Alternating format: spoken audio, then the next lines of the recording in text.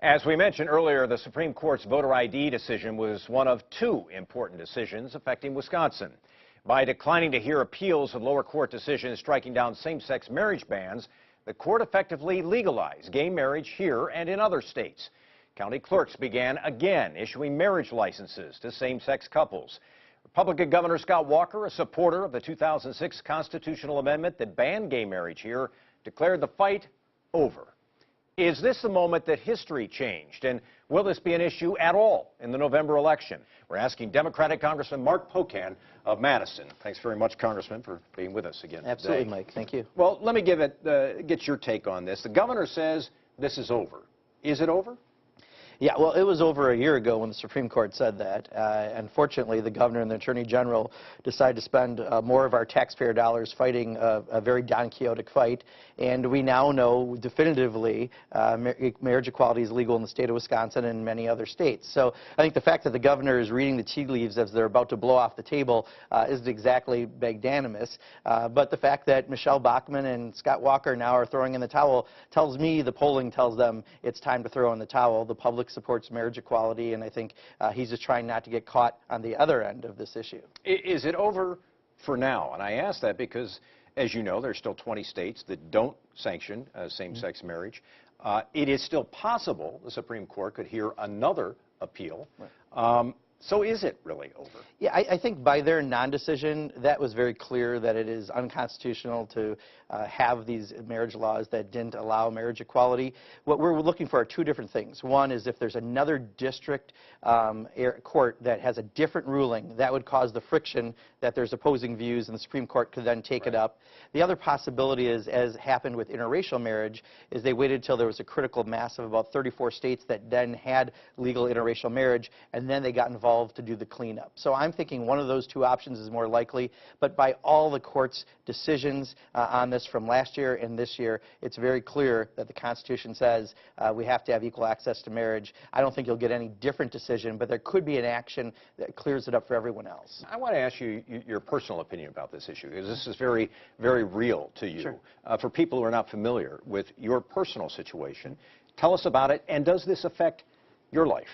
Well, absolutely. You know, my husband and I were married in 2006 in Canada. Right. So when the decision happened last year with the Supreme Court, we were recognized under federal law. But in Wisconsin, thanks to Scott Walker, we still were not. So we filed a joint tax form for the U.S. government this year, but I had to file separate forms for the state government, and I couldn't even file them electronically because they were making it more complicated, just it seemed like almost for the sake of being more complicated. But the fact now that my state and my federal government are in unison on the law, that our marriage is the same as anyone else's marriage, that is really very substantial. And now I don't have to worry that if one of us is in an accident, what that means about all sorts of other decisions we may have to make. Now we have that same equal access to the privileges and the responsibilities that are under marriage, and I think that's a good thing for thousands and thousands of couples across the state. Give me your sense on how this issue plays politically, or are the politics of this over in the state of Wisconsin? Does this issue have any impact on the race, for example, for governor in November? Sure. You know, I think I've said for a while this year that I think this is the last election cycle that hate was still going to play for some folks. Either you could fundraise off it or use it to try to get out votes.